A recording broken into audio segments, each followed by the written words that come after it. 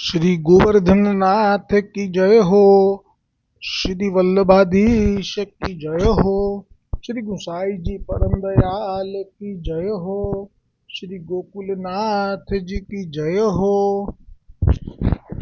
श्री गुसाई जी प्रभुए श्री महाप्रभुजी વલ્લભાચાર્યજીના 108 નામ જે પ્રગટ કર્યા છે એમાં આજે જે નામ આવશે તે સાકાર બ્રહ્મ વાદૈક એટલે જે શ્લોક છે 8મો શ્રી ભાગવત ગૂઢાર્થ પ્રકાશન પરાયણ સાકાર બ્રહ્મવાદૈક સ્થાપકો વેદ પારગ. એમાં આપણે સર્વપ્રથમ ગઈકાલે શ્રી ભાગવત ગૂઢાર્થ પ્રકાશન પરાયણ એ નામ ઉપર શ્રી ગોકુલનાથજી રચિત ટીકાનો લાભ પ્રાપ્ત કર્યો. હવે આજે સાકાર બ્રહ્મવાદૈક સ્થાપકો એ નામ ઉપર શ્રી ગોકુલનાથજી રચિત ટીકા પ્રાપ્ત થશે. શ્રી ગોકુલનાથજી આ નામનો અર્થ પ્રગટ કરતા કહે છે કે श्री महाप्रभु जी वल्लभाचार्य जी आप कैसे हैं जो साकार है, सकल इंद्रिय करी के अनुभव करवे योग्य है और शुद्ध आनंद मात्र करपाद मुखोदरादिक साकार रसात्मक से जो पूर्ण पुरुषोत्तम के स्थान करण वाले हैं, ऐसे श्री पूर्ण पुरुषोत्तम के स्वरूप को फल रूप अनुभव सबन को होय पुष्टि मार्गीय दैवी जीवन को भली भांति सो ऐसो यथार्थ साकार रसात्मक स्वरूप को निरूपण करीवे वारे श्री महाप्रभु जी वल्लभाचार्य जी है. वे आ श्री ગોકુલનાથજીએ જે ટીકા શ્રી ગુસાઈજીએ પ્રગટ કરેલા નામ ઉપર કરી એમાં એ નામ સાકાર બ્રહ્મવાદૈક સ્થાપક એ નામ ઉપર આપે એવું કહ્યું કે આ નામ ઉપરથી આ નામની ટીકા કરતા કહ્યું કે મહાપ્રભુજી વલ્લભાચાર્યજી સાકાર બ્રહ્મવાદના સ્થાપન કરનારા છે. અને સાકારનો અર્થ પ્રગટ કરતા શ્રી ગોકુલનાથજી કહે છે કે સકલ ઇન્દ્રિયોને અનુભવ કરી શકાય તેવા જેમને વેદમાં આનંદ માત્ર કરપાદ મુખોદરાદિ કહ્યા છે, પરંતુ અક્ષરધામ એટલે કે વૈકુંઠમાં જે બ્રહ્મ છે તેનાથી ઉપર જે ગોલોક ધામ છે ત્યાં પૂર્ણ પુરુષોત્તમ સાકાર રસાત્મક સ્વરૂપ બિરાજી રહ્યા છે. તે પૂર્ણ પુરુષોત્તમ શ્રી કૃષ્ણચંદ્ર ભગવાનના સ્વરૂપના ફળનો અનુભવ સર્વ પુષ્ટિમાર્ગીય દૈવી જીવોને થાય તેવા યથાર્થ સાકાર રસાત્મક શ્રી ભગવાનના સ્વરૂપનું નિરૂપણ કરવાવાળા શ્રી મહાપ્રભુજી વલ્લભાચાર્યજી છે. એ પૂર્ણ પુરુષોત્તમનું સ્વરૂપ વેદ પુરાણોમાં ક્યાંય પ્રગટ રૂપે વર્ણન કરવામાં આવેલું ન હોવાથી તેનું અત્યાર સુધી કોઈ પણ નિરૂપણ થયેલું નથી. તેથી કોઈને પણ સંદેહ થાય કે શું વેદ સંમત છે તો પછી વેદમાં તેનો ઉલ્લેખ કેમ નથી, ત્યારે તે સંદેહ દૂર કરવા માટે શ્રી ગુસાઈજી પ્રભુએ હવે જે નામ પ્રગટ કર્યું છે એ વેદ પારગ એ નામ ઉપર ટીકા આવતીકાલે આવશે. એટલે કે આ પુષ્ટિ માર્ગમાં જે રસો વૈશ શ્રી કૃષ્ણ પૂર્ણ પુરુષોત્તમ છે એ ગોલોકપતિ છે અને આપના મુખથી પ્રગટ થયેલા છે શ્રી મહાપ્રભુજી. એટલે પૂર્ણ પુરુષોત્તમ અને મહાપ્રભુજીએ સાથે પ્રાગટ્ય લીધું છે, એક તરફ ચંપારણ્ય ધામમાં તો આ તરફ શ્રી ગિરિરાજ ગોવર્ધન પર્વત ઉપર જે શૃંગાર મંડળ નામનું તીર્થનું સ્થાન છે ત્યાંથી સર્વપ્રથમ ભુજા પ્રગટ થઈ. 75 વર્ષ સુધી ભુજાના દર્શન થયા, મેળો ભરાય અને જ્યાં શ્રી મહાપ્રભુજી પ્રગટ થયા ત્યારે આ ગોવર્ધન મહારાજ પ્રગટ થયા. હવે આ જે સાકાર માટે જે કૃપા શ્રી મહાપ્રભુજીએ કરી છે સાકાર સ્વરૂપ માટે, એવી કૃપા કોઈ આચાર્ય કલ્પના પણ ના કરી શકે. કારણ કે આ આપનું સ્વરૂપ જ એવું છે કે આપ જ્યારે પણ તીર્થયાત્રા માટે ચાલ્યા અને જે તીર્થ ઉપર ગયા એ તીર્થ ઉપરના સાકાર સગુણ ભગવાનના અંશ અવતારોના મંદિરો આવ્યા. એ મંદિરોમાં બિરાજતા એ ભગવાન સામેથી પ્રગટ થઈ અને શ્રી મહાપ્રભુજીથી સેવા ઈચ્છી, મહાપ્રભુજીનો સ્પર્શ ઈચ્છ્યો, મહાપ્રભુજીથી વાર્તાલાપ ઈચ્છ્યો, મહાપ્રભુજીના હાથથી સામગ્રી ઈચ્છી. આ એવી લીલા છે, હજી પણ એના વિશે બધાય અગોચર છે. ત્યાં સુધી પહોંચ મારી પણ નથી. અને આપની કોઈ ચિંતા એ જો દૂર કરે છે તો એ ગોવર્ધનનાથજી સિવાય કોઈ નહીં. કેમ કે આપ ગોવર્ધનનાથજી સિવાય કોઈનો આશ્રય જ કરતા નથી.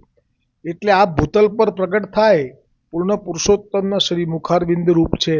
તો આપ જ્યારે જ્યારે પણ કોઈ તીર્થ ઉપર અથવા તો માનો કે દૈવી જીવો માટે ભારત ભૂમિની પરિક્રમા કરવા નીકળે તો માર્ગમાં કોઈ પણ ભગવાનના મંદિર આવે, તીર્થ આવે, તીર્થભૂમિ આવે, જ્યાં જે તે સ્વરૂપ અંશ અવતાર બિરાજતું હોય તો એ આપણને અગોચર છે. આપણે જઈએ તો આપણને દર્શન થાય એ સાધારણ થાય, પણ આપને તો જે ઐશ્વર્ય યુક્ત તે દર્શન મહાપ્રભુજી વલ્ભાચાર્યજીને સામેથી થાય. અને મહાપ્રભુજી વલ્ભાચાર્યજીને એ એવું ઈચ્છે કે અમારે ત્યાં પધારે અને ગર્ભગૃહમાં પધારે. એવું નહીં કે આગળ એમાં, પણ અંદર ગર્ભગૃહમાં પધારે કે જ્યાં પ્રવેશ કોઈને શક્ય નથી. તો આ કેવું આપનું સ્વરૂપ છે. પણ મેં કહ્યું એમ આ બંને સાથે પ્રગટ થયા છે. આપનો આશ્રય એ શ્રી ગોવર્ધનનાથ છે.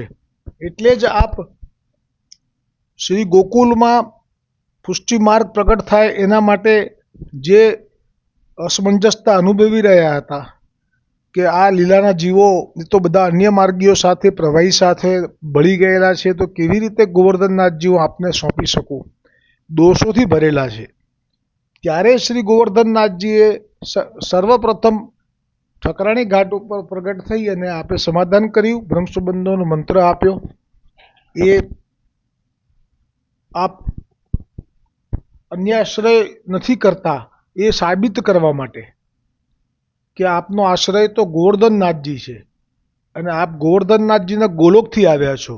અને આપનો હેતુ પણ સ્પષ્ટ છે કે ગોલોકના લીલાના છૂટા પડેલા જીવો માટે જ આવ્યા છો. એટલે આપનું જે ધ્યેય છે એ ક્યારેય પણ ચ્યુત થતું નથી. અને શરૂઆત જ ત્યાંથી થઈ, ઠકરાણી ઘાટથી, જ્યાં સાક્ષાત શ્રી કૃષ્ણ પ્રગટ થયા અને બ્રહ્મસંબંધનો મંત્ર આપ્યો. હવે આપ જ્યારે પણ જે તીર્થભૂમિ પર પધાર્યા છે ત્યાં ત્યાં આપને જે દર્શનો થયા છે, જે દર્શનોમાં આપને વાર્તાલાપ પણ થયો છે અને આપને એ સ્વરૂપે એવી ઈચ્છા કરી છે કે આપ અમારા સુધી પધારે અને અમારી સન્મુખ થાય અને અમારી સાથે થોડીક પળો વિતાવે અને એમનો સ્પર્શ પણ અમને થઈ શકે. તો આ જે કૃપા છે શ્રી મહાપ્રભુજી વલ્ભાચાર્યજીની એવી છે કે ના ભૂતો ના ભવિષ્યથી.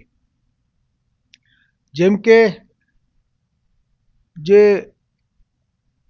ચિત્રકૂટની બેઠક ઉપર આપ જ્યારે પધાર્યા તો એ ચિત્રકૂટની બેઠક ઉપર પધાર્યા ત્યારે એ પહેલાં કામનાથ પર્વત ઉપર આવેલી આ જે બેઠક છે તેની લીલામાં આ સાકાર બ્રહ્મવાદૈક એ જે આપનું નામ શ્રી ગુસાઈજીએ પ્રગટ કર્યું છે એને અનુરૂપ આપનો મહિમા કેવો કે જે ચિત્રકૂટની બેઠકજી છે ત્યાં કામનાથ પર્વત ઉપર આવેલી આ બેઠક ઉપર પ્રભુ રામચંદ્રજી બ્રાહ્મણ સ્વરૂપે પધારે છે, સાક્ષાત રામજી પોતે. અને ત્યારે પ્રભુજી તેમને કેળાની સામગ્રી, એટલે કેળા હોય છે, મિશ્રી હોય છે અને એમાં ગુલાબજળ પધરાવેલું હોય છે, એ સામગ્રી ઠાકોરજી માટે સિદ્ધ કરેલી હોય છે, પણ આપ રામચંદ્રજીને એ ધરે છે. કેમ કે સાક્ષાત રામચંદ્રજી સામેથી આવ્યા બ્રાહ્મણનું રૂપ ધારણ કરીને અને શ્રી મહાપ્રભુજી રામજીને આવ્યા જાણીને ઓળખી પણ ગયા. આપને એવું નથી કે કંઈ પડદો છે, બીજા બધાને બ્રાહ્મણ દેખાય છે, મહાપ્રભુજીની સાથે જે સેવકો છે એમને, પણ મહાપ્રભુજી જાણે છે કે રામચંદ્રજી આવ્યા છે. આ બેઠક જે ચિત્રકૂટ ઉપર છે. પછી આપ ત્યાં જે કથા કરી હતી વાલ્મીકી રામાયણની, આપે 16 દિવસ સુધી વાલ્મીકી રામાયણ કર્યું છે, કેમ કે ત્યાં તુલસીદાસજીનું રામાયણ તો નવું નવું હતું ને આપ એ રીતે ના કરી શકે, પ્રાકૃત ભાષામાં હતું. એટલે આપ આચાર્ય છો એટલે આપે સંસ્કૃતના જે પ્રગટ કરેલું છે વાલ્મીકીજીએ એ જ રામાયણ 16 દિવસ સુધી રામચંદ્રજીની આજ્ઞા થઈ એટલે આપે કરેલું. રામચંદ્રજી, સીતાજી, હનુમાનજીએ શ્રવણ કર્યું હતું. પછી આ અયોધ્યામાં આપ જ્યારે પધાર્યા તો અયોધ્યામાં શ્રી રામચંદ્રજી અને શ્રી જાનકીજીને આપે ભોગ સમર્પ્યો અને બાજુમાં ચામર લઈને લક્ષ્મણજી ઊભા છે અને શ્રી હનુમાનજી બે હાથ જોડીને ઊભા છે. આ અયોધ્યામાં રામઘાટ રોડ ઉપર આ લીલા થઈ હતી. પછી નૈમિષારણ્યમાં જે આવ્યા કે જ્યાં ભાગવતજીનું સર્વપ્રથમ જે નૈમિષારણ્યમાં સૌનકાદિ ઋષિઓ ને જે સુખદેવજીના શિષ્યએ કથા કરી હતી તે સ્થળ ઉપર આવ્યા. તો ત્યાં સૌનકાદિ ઋષિઓને શ્રીમદ ભાગવતના એક શ્લોકનું વ્યાખ્યાન આપે સંભળાવ્યું હતું. અને એ ત્યાં જે લીલા થઈ હતી એ આપણે જરૂરથી જ્યારે આ બેઠકજીનું ચરિત્ર લઈશું ત્યારે લઈશું. એ પણ બહુ જ અલૌકિક લીલા હતી. ત્યારે તો જે સાથેના સેવક હતા એમને એમ થયું કે મહાપ્રભુજી અંતર્ધ્યાન થઈ ગયા, એટલે કે લીલા આસુર વ્યામોહ લીલા કરી ગયા. પણ એવું નહોતું. મહાપ્રભુજીએ જાણ્યું કે નૈમિષારણ્યમાં આ જે ઋષિઓ અત્યારે જે છે સૌનકાદિ હજારો, એમને તાપ છે ને મારે ત્યાં જવું છે, પણ ત્યાં મનુષ્યની ગતિ નથી હોતી, જેવી રીતે વેદવ્યાસજીના ગુફામાં થયું એવી રીતે. એટલે આપ અંતર્ધ્યાન થઈને ત્યાં પહોંચ્યા એટલે અહીંયા બધાને થયું કે મહાપ્રભુજીએ તો આસુર વ્યામોહ લીલા કરી લીધી, એટલે બધા કલ્પાંત કરી મૂર્છિત થઈ ગયા હતા. અને ત્યાં જે શ્લોકનું વ્યાખ્યાન થયું હતું એ પણ આપણે એમના બેઠકજીમાં જ જોઈશું. એ લીલા નૈમિષારણ્યમાં થઈ હતી. પછી આપ કાશી જ્યારે પધાર્યા ત્યારે શ્રી મહાપ્રભુજીનો અલૌકિક ચમત્કાર જોઈને શેઠ ભગવાન દાસ શ્રી મહાપ્રભુજીને ઘરે પધરાવવાની વિનંતી કરી હતી. એ પણ તે વખતે આપણે જોઈશું. પછી કાશીમાં હનુમાન ઘાટ પાસે પણ એક લીલા થઈ, જેમાં શ્રી મહાપ્રભુજીએ અહીં ગોલોક પધારવાની લીલા કરી. એ જે જગ્યા છે હનુમાન ઘાટ, ત્યાં જ આપે જે આસુર વ્યામોહ લીલા કરીને આપ જે ગયા, અગ્નિનો જે તેજપુંજ દિસોટો થયો અને વગેરે, એ પહેલાં અને અમુક વર્ષો પહેલાં આ જ જગ્યા ઉપર રાણા વ્યાસ જે ગોધરાના હતા એ આવા જ ભાવથી, આવા એટલે દેહ છોડવાના ભાવથી આવેલા, પણ એમને આત્મહત્યા કરવી હતી. વિદ્યામાં હાર્યા હતા શાસ્ત્રાર્થમાં. અને એ વખતે મહાપ્રભુજીએ આપનો જીવ જાણી અને વૈષ્ણવને કહ્યું હતું કે અહીંયા જે આત્મહત્યા કરે અને આ નરકમાં જવું પડે. એટલે આ એવી લીલા છે કે આપ જ્યારે આસુર વ્યામોહ લીલા કરશે તો વૈષ્ણવો યાદ રાખશે કે ના, આ રાણા વ્યાસને ના પાડી હતી એવી રીતે ના ડૂબી મરાય. કેમ કે મોટા જે કરે એનું નાના અનુકરણ કરતા હોય છે. જેમ કે ઠાકોરજીને શેષનાગ નાથવામાં લીલા કરવી હતી તો શેષનાગનો જે છે એ ઝેર ને બધું તો એ જોયું નહીં અને બધા અંદર કૂદવા જતા હતા ઠાકોરજી પાછળ, યશોદાજી, નંદબાવા. તો પ્રમેય બળથી અને બલરામજીએ રોકી રાખ્યા હતા. એવી રીતે આ વૈષ્ણવોની સૃષ્ટિ પણ કેટલી બધી. અને મહાપ્રભુજીએ આ રીતે દેહ છોડ્યો તો આપણે છોડી દઈએ પડી પડીને, પણ એ પહેલાં જ લીલા કરી લીધેલી આવી રાણા વ્યાસવાળી કે જે પડશે એની અધોગતિ થશે. એટલે આ બી લીલા સુંદર છે. આ જ જગ્યાએ રાણા વ્યાસને આત્મહત્યાનો વિચાર આવ્યો હતો અને આ જ જગ્યાએ આપે દેહનો સદેહ લીલાગમન કર્યું હતું. અને એ આ સાકાર બ્રહ્મવાદિક નામ જે છે એટલે આજે આ બધા આપના તીર્થોનું સ્મરણ કરી લઈએ છીએ. પછી હરિહર ક્ષેત્રની જે બેઠક છે, આ જે બેઠક છે એવી કહેવાય છે કે જ્યાં મહાદેવજીએ ઈચ્છા કરી હતી કે મોહિની રૂપ કેવું હતું અને પ્રભુએ લીધું અને પછી પાછળ પડ્યા અને જ્યાં ભેટ્યા એ સ્થાન છે. અને ભગવાન દાસ વૈષ્ણવે સર્વ વૈષ્ણવોને ઉત્થાપનના દર્શનમાં શ્રી મહાપ્રભુજીના દર્શન કરાવ્યા હતા. એટલે આ જે જગ્યા છે એ જ્યારે મહાપ્રભુજી આશ્રિત વ્યામોહ લીલા કરી ત્યારે અહીંયા જે રહેતા એ ભગવાનદાસ સારસ્વત કે એ વૈષ્ણવ છે કે તો અચ્યુતદાસ નામ કદાચ ફેર હોય તો આ એ જ વૈષ્ણવ છે કે જ્યાં પેલા વૈષ્ણવને વિરહ થવાનો હતો એ દુઃખી થવાનો હતો અને વલ્લભે આજ્ઞા કરી હતી કે તું ભગવાનદાસના ત્યાં જજે, ત્યાં તને મારા દર્શન થશે, અને ત્યાં થયા. ફેરો ખસેડ્યો અને ત્યાં પોથી વાંચતા મહાપ્રભુજીએ સંવાદ કર્યો છે અને ત્યાં આપે આજ્ઞા કરી છે કે ભલે હું લૌકિક લોકો માટે દેહથી હું લીલા કરી ગયો હોઈશ, પણ મારા વૈષ્ણવો માટે હું હંમેશા ભગવદીઓના ઘરમાં વાસ કરીશ. આ એ જગ્યા છે. પછી શ્રી કાશી વિશ્વેશ્વર મહાદેવ એ જનકપુરની બેઠકજી છે. એમાં કાશી વિશ્વેશ્વર મહાદેવે માયાવાદી પંડિતોને નિરુત્તર કર્યા હતા. અને ભગવાન દાસ બાગ માણેક તળાવ જનકપુર એટલે ત્યાં પેલી લીલા થઈ હતી ને જે નાગા સાધુઓને લેવડાવ્યું હતું ખીર, અને પછી સેવક કર્યા હતા 500 નાગા સાધુઓને. પછી ગંગાસાગરની બેઠક જ્યાં કપિલજીનું સ્થાન છે ત્યાં પણ કૃષ્ણદાસ મેઘન એ શ્રી મહાપ્રભુજી માટે જે મુરમુરા સિદ્ધ કરીને લઈ આવ્યા જળમાં તરીને એ સ્થાન છે કપિલ આશ્રમ પાસે કપિલ કુંડ ઉપર પશ્ચિમ બંગાળમાં. પછી ચંપારણ્ય જે ધામ છે એમાં તો આપનું સાક્ષાત પ્રાગટ્ય છે લક્ષ્મણ ભટ્ટજીથી, ઇલ્લમ્મા ગારુજીથી, અને એ તો બહુ સુંદર વર્ણન આવશે જ્યારે સમહસ્ત કરીને જે નામ છે એમાં કે નંદાલયના યશોદાસજી નંદબાવા પણ પધાર્યા, વૃષભાનુજી અને રાધાજીના માતાજી પણ પધાર્યા, અને સુખદેવજી આવ્યા, ગર્ગાચાર્યજી આવ્યા, અને આ બધા સાધુ સંતો ચારે સંપ્રદાયના આવ્યા. કેમ કે એ વખતે પુષ્ટિ માર્ગ પ્રગટ જ નહોતો થયો એટલે વૈષ્ણવો ક્યાંથી આવે? હજી તો કોઈ વૈષ્ણવ થયા જ નથી પુષ્ટિ માર્ગીય તો.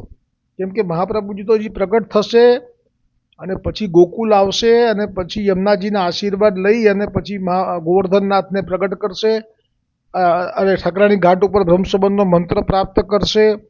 પછી પ્રથમ વૈષ્ણવ દામોદર દાસ થશે. તો હવે વલ્લભનું પ્રાગટ્ય અને એ પણ સૂનું સૂનું ના થવું જોઈએ એટલે ઠાકોરજીએ આજ્ઞા કરી લીધી કે ચારે સંપ્રદાયના વૈષ્ણવોને કે તમે લોકો ચંપારણ્ય ધામમાં પ્રગટ થવા જઈ રહ્યા છે, લાભ લેવો હોય તો લેજો. તો બધા જ ધામના વૈષ્ણવો ત્યાં આવી ગયા હતા.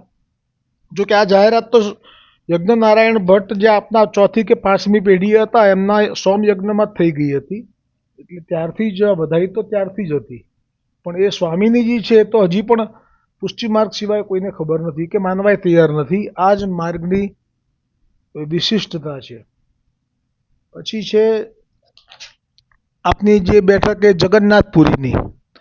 તો જગન્નાથપુરીમાં જે લીલા થઈ એ તો એવી થઈ કે કોઈએ 11ના દિવસે આપના હાથમાં સખડીનો મહાપ્રસાદ પધરાયો તો આપે આચાર્યનું જે પરંપરા છે ને પદ છે એને ગરિમાને જાળવી અને હાથમાં જ પ્રસાદ રાખ્યો. અને બીજો દિવસ થયો 12 ત્યાં સુધી આપે જેટલા પણ પુરાણો છે, જેટલા પણ શાસ્ત્રો છે એમાં જ્યાં જ્યાં પણ ભગવાન વિષ્ણુના અધરામૃત એટલે કે મહાપ્રસાદનો જે મહિમા છે એ બધા શ્લોક અને અધ્યાય અને નામ સાથે ટાંક્યા કંઠસ્થ. એટલે આ એવી લીલા હતી કે ત્યાંથી જે દૈવીજીવો હતા બધા ખેંચાયા અને એ લોકો પણ શરણે આવ્યા. આપણે આવી લીલા કરી હતી. અને આ પણ એક પ્રસંગ જગન્નાથપુરીનું સાકાર બ્રહ્મવાદયિક નામ છે ને એ લઈને પછી આપણે હવે વિરામ કરીએ. આગળ તો બધી બેઠકોનું લેવાય એવું નથી, પણ સાકાર બ્રહ્મવાદયિક એ નામ એટલે કે આ સાકાર માટે કેટલો પ્રેમ છે આપને એનો આ પ્રસંગ છે કે જેથી નાસ્તિક લોકો જો મંદિરમાં ઘૂસી જાય તો એ શું પરિણામ આવે અને એ નાસ્તિક શા માટે હતો એનું જે કારણ અહીંયા મૂક્યું છે એ ખરેખર બહુ જ અચંબો પમાડે એવું છે. આપને સૌને વિદિત હશે કે જગન્નાથપુરીમાં જ્યારે મહાપ્રભુજી વલ્ભાચાર્યજી પધાર્યા હતા ત્યારે ત્યાં કંઈક જે રાજા હતો એને કંઈક સંશય હતો અને એ સંશયમાં કયું શાસ્ત્ર મોટું, કયા દેવ મોટા, કયો મંત્ર મોટો અને કયું કર્મ મોટું, આવું પૂછવામાં મહાપ્રભુજીએ તો એવું કહ્યું કે તમે જગન્નાથજીના જ સન્મુખ મૂકી દો કાગળ કલમ અને પછી આપે જ જગન્નાથજીએ જ લખી દીધું કે દેવકી પુત્ર ગીતા લખેલી છે જે એ મોટું, દેવકી પુત્ર શ્રી કૃષ્ણ છે એ મોટા, અને મંત્ર